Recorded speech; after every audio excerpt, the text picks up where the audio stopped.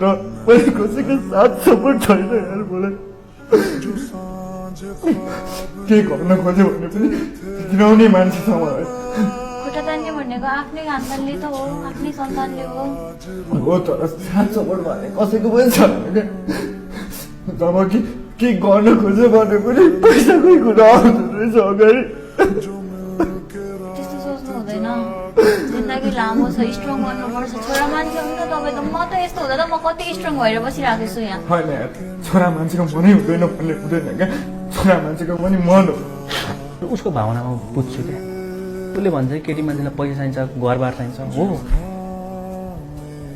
देखेर माया गर्नेलाई चाहिँ चाहिन्छ कि फेरि मनदेखि माया गर्नेलाई चाहिँ चाहिँदैन फेरि है सबैलाई भन्न मिल्दैन होइन अब उसको कहानी मसँग धेरै रिलेटेड हुन्छ जब मसँग केही कुरा थिएन नि मेरो साथी कोही पनि थिएन क्या जब मसँग सबै कुरा छ नि मैले धेरैजनालाई मेरो वरिपरि देख्छु क्या यो मेरो जिन्दगीकै कथा हो क्या होइन म खोज्थेँ कि कोही त आओस् न यार कोही त मलाई आएर साथ दियोस् न म पनि हात बढाइरहेको छु त अगाडि मलाई साथ दियोस् न मलाई साथ दियो भने म संसार जित्न सक्छु भन्ने चाहिँ मलाई फिल हुन्थ्यो क्या पहिला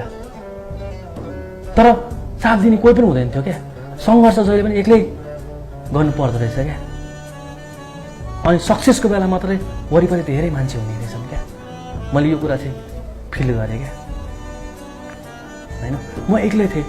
कोठामा बस्थेँ ढोका थुनेर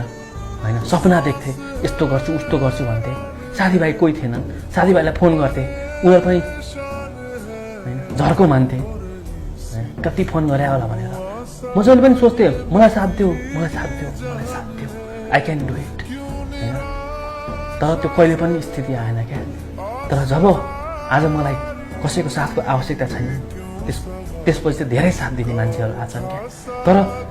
कसैले साथ दिन्छु भन्दा पनि नि अहिले कस्तो लाग्छ भन्दाखेरि जुन बेला मलाई चाहिएको थियो त्यो बेला किन आइनस्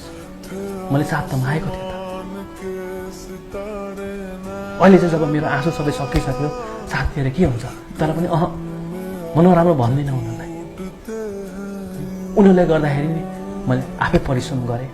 चुचुरोमा पुगेँ अनि तल हेर्दाखेरि होइन एउटा जीवनको एउटा ठुलो मेमोरी चाहिँ बनेर बस्यो नि त उनीहरूले गर्दाखेरि हो मलाई अझै गर्न मन लागेको है यो कुरा चाहिँ मैले मन्दिरमा देख्छु क्या अनि म मन्दिरलाई यही भन्छु कि ऊ अहिले पहिला म धेरै वर्ष अगाडि जुन स्टेजमा थिएँ ऊ पनि त्यही स्टेजमा छ दुःख गर्ने मान्छे हो दुःख गर्दै जाओस् एक न एक दिन अवश्य सक्सेसफुल हुन्छ